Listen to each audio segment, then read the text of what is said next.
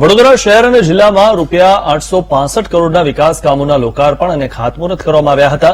મુખ્યમંત્રી ભૂપેન્દ્ર પટેલના હસ્તે વડોદરામાં ₹22 કરોડના ખર્ચે નિર્માણ પામેલી કલેક્ટર કચેરી, 3.15 કરોડના ખર્ચે નિર્માણ પામેલા ડભોઈ તાલુકા પંચાયત ભવન, ₹33.95 કરોડના ખર્ચે બનેલા પાલેજ નારેશ્વર રસ્તાનું લોકાર્પણ કરાયું હતું।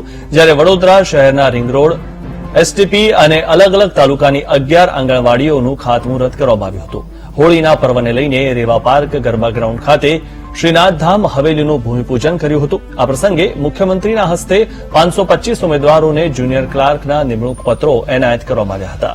આ પ્રસંગે મુખ્યમંત્રીએ જણાવ્યું હતું કે વાઇબ્રન્ટ ગુજરાત સમિટના કારણે વિશ્વની મોટી 500 કંપનીઓમાંથી 100 કંપનીઓએ ગુજરાતમાં રોકાણ કર્યું છે।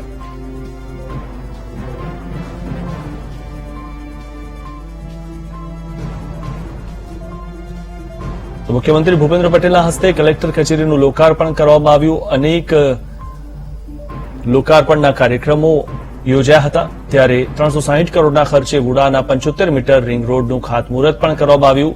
મુખ્યમંત્રીના હસ્તે વીએમસીના 156 કરોડના 32 કામોનું લોકાર્પણ અને ખાતમુહૂર્ત મુખ્યમંત્રીએ કર્યું હતું।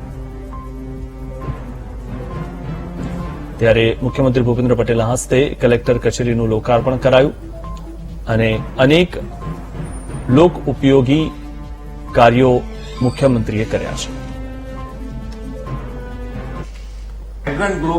વાઇબ્રન્ટ ગુજરાત જે 2003માં કર્યું હતું એના કારણે આજે ગુજરાત આખા દેશમાં સૌથી વધારે રોજગારી આપતું જો કોઈ રાજ્ય હોય તો ગુજરાત। 2003થી જે વાઇબ્રન્ટ શરૂ કર્યું, ગ્લોબલી પ્લેટફોર્મ પૂરું પાડ્યું અને આજે આખા વિશ્વમાં જે મોટી 500 કંપનીઓ છે ગ્લોબલી, એ 500 કંપનીઓમાંથી 100 કંપની ગુજરાતમાં છે। તમે ટેક્સની આવક તમે વાંચતા હશો, છાપામાં વાંચતા હશો, ગુજરાતમાં છે અને દેશમાં છે કે જીએસટીની આવક આપણી ખૂબ સારી આવક થઈ રહી છે। કેમ આવક થાય છે? તો કે ભાઈ બધાને હવે સાચી દિશા તરફ આગળ વધી રહ્યા છે। કોઈને ટેક્સ ભરવામાં વાંધો ના હોય, પણ જે ટેક્સ ના ભરતો હોય એ મજાથી ફરતો હોય તો આપણને તકલીફ પડે ને।